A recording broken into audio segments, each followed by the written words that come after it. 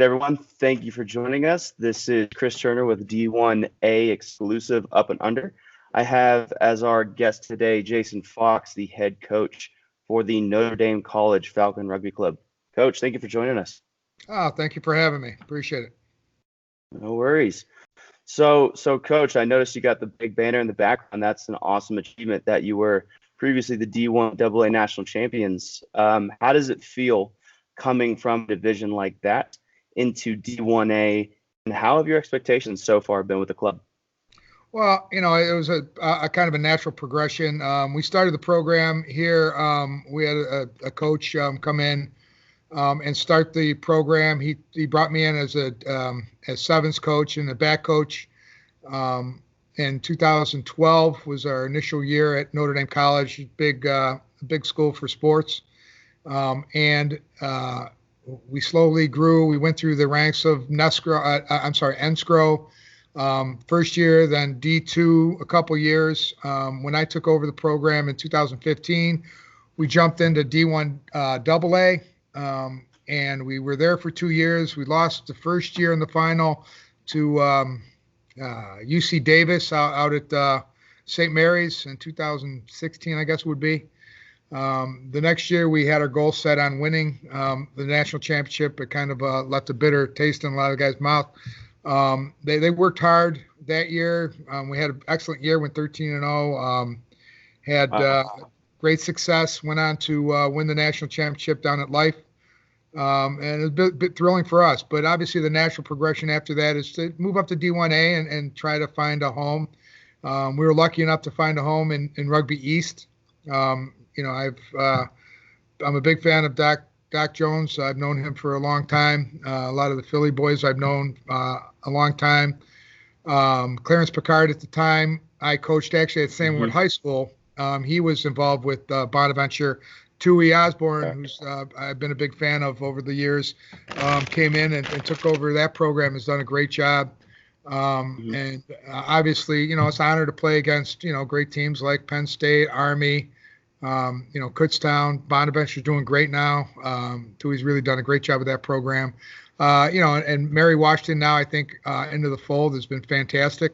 So it's been great for us. The first year we did very well, I think. We surprised some people, finished in the top 13. For one reason or another, we couldn't make it to the playoffs due to issues that happened that season. But it is what it is.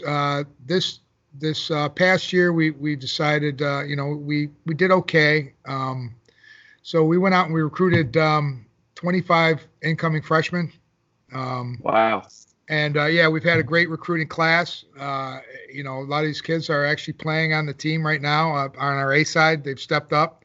As a matter of fact, our whole back three, fullback and back wings, are freshmen, basically. But we've had some injuries. We had Mr. Rugby Ohio, Ashante Staples, who's a fantastic kid. He blew out his ACL, and we've had some injuries. Going through the season, obviously it's part of the game. You got to play with the injuries. But we're rebuilding this year. I'd like to get another big class in next year and, kind of have a solid group of players that are going to compete, over the next 3 or 4 years. Our senior class this year is fantastic. We have Andrew Guerra, who, is just an incredible captain. He's an incredible player. He played in the summer for the Lions, Chicago Lions.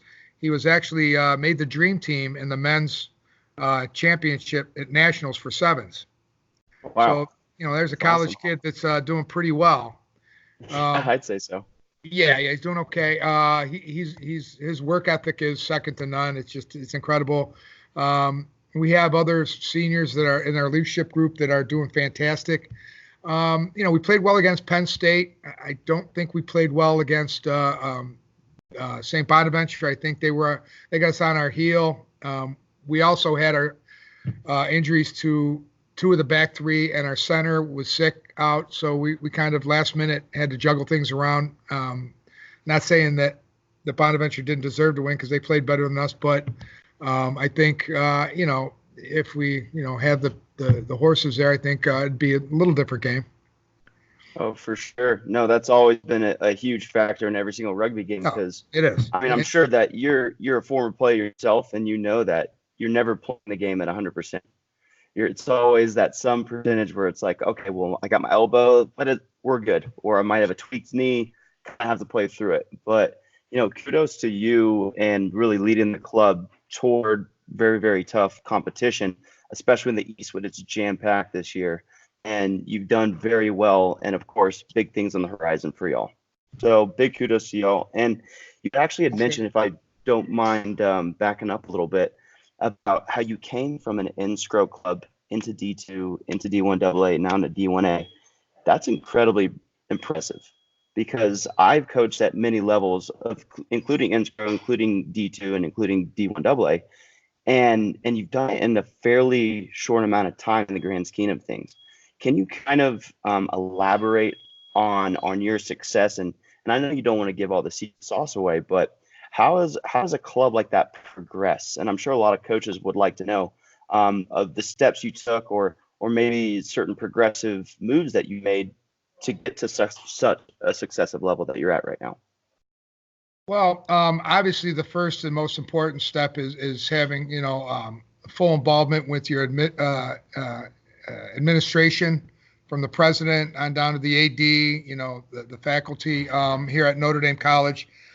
They're vested in the sports here. Our football team last year were D2. They've made it to the Final Four in D2. They lost to Valdesta, I think, who ended up winning the D2 National Championship in football. Our men's and women's soccer programs are fantastic. We have 16 or 17 NCAA Division II sports. We compete in the Mountain East as far as our NCAA sports.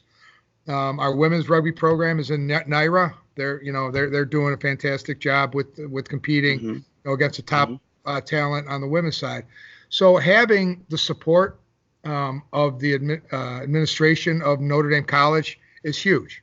It enables kids to walk around, our rugby players to walk around with the sense of pride that says, hey, this is legitimate sport. It's one of the mainstream, obviously, sports around the world. If not in the USA right now, it will be in the USA. We hope to, in the near future. But I think that helps bring kids in to be involved with the school that supports them. We have trainers, we have, all the things that are necessary, we're still considered a club here at Notre Dame, but we're treated as a varsity program. So, I don't know who determines if you're varsity or not. Is that the NCAA saying, okay, you're a varsity program? Is it your school saying you're a varsity program? I'm not sure what that entails. We are a club sport that's treated as a varsity program, the other varsity program. So obviously that's really helped with the trajectory of us going from an NSCRO team to D1, to D2, and getting involved with the MARC conference, with the Pennsylvania teams in D2. And that was a great, experience for us. But as we started adding, some players from around the nation, a couple international players, we saw that we need to keep moving up and going that way. And that, obviously that's a natural trajectory that I think teams would want. Totally. And it seems like the school has tons of back into the sporting programs and from all levels and anything. So it sounds like Notre Dame College is on the up when it comes to sports across the entire sphere of things, which is fantastic to hear. And you're right. Hopefully one day we will, again, crossing my fingers and being hopeful here, but having that NCAA sanction or having less of the club and more of that varsity attachment within all of our rugby programs in the States. But, that's from a high school level, on right. up. I was involved in high school from 1999. I helped with one of my friends, Matt Manerick. He started the program at St. Edward High School, which is one of the top high schools in the country, along with Gonzaga, Xavier, St. Ignatius, who's, right across town. So having two great high school programs, or not even just two, having the high school programs that we do in Northeast Ohio. Rugby Ohio's done a great job with youth rugby, high school rugby. It makes my job easier recruiting a kid like Ashanti Staples, who was Mr. Rugby Ohio from Toledo, Ohio. So, that's also key. Big time. And recruitment is one of the biggest factors too, in sustaining a successful club and culture like you have done. Um, Kind of dive into a little bit about how you recruit within the region. And I noticed that you had mentioned internationally as well. What's the kind of the net that you like to throw out there? Is it strictly getting in touch with these clubs, or is it getting in touch with the individuals, or having a social presence? What's the kind of way you attack that? Well, obviously, I was involved with Rugby Ohio from the beginning. So I'm kind of, before I came to Notre Dame College, after I left St. Edward's in 2009, those 3 or 4 years, I was actually going into talking with ADs in high schools about starting programs. So I was helped about 5 or 6 high schools start programs. Wow. So a lot of our kids now are graduating and going back to their high school and helping coach. So obviously, getting the kids involved with refereeing is very important. They can make some extra money in the spring when high school's going on, and maybe they're not playing sevens for us. They can go out and referee some games. You wear your Notre Dame stuff. You talk to the kids about Notre Dame College. That's very important. Being a presence, in Rugby Ohio and youth rugby is huge. We're hosting the sevens state championships here November 3rd, I believe, on a Sunday. So we'll have the top sevens teams coming in, as you know, the high school kind of runs this differently. I should say runs their sevens differently from the Northeast and Midwest. Obviously, they're running the same as they do out in the West Coast, during the spring Right. or during the fall. And, but that's a whole different story. Yeah. Oh, no, totally. And honestly, I have to give a shout out to individuals like you who have put so much work over countless years or potential decades of growing the sport in these regions and making sure that it is sustained over a long period of time, and essentially passing the torch to the next people. So Jason, more people Thank you, like Brent. you. We need to have you guys. No, of course, we need to have more people like you.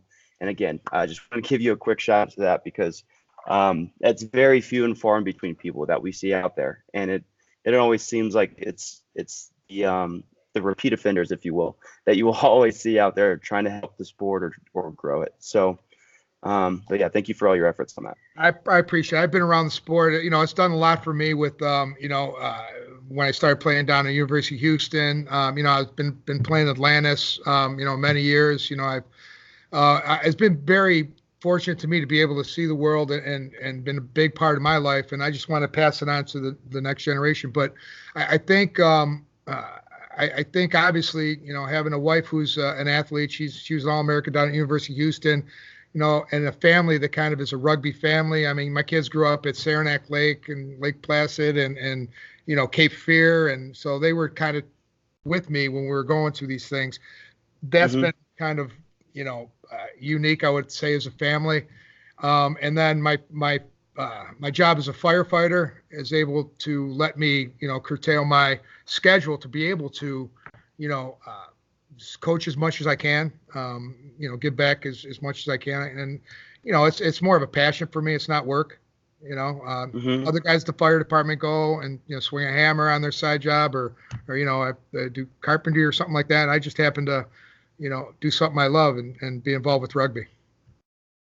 That's awesome. And I didn't know that you're a firefighter too. Are you what's your title exactly? No, I've been a firefighter for 30 years now. I got about 3 more years before I can retire. I didn't want to become a lieutenant or captain because it's easier to trade with more guys. So if you're just a fireman, I can get a day off to be able to go and travel and do rugby stuff. If I became a captain or chief, I could only trade with other captains or chiefs.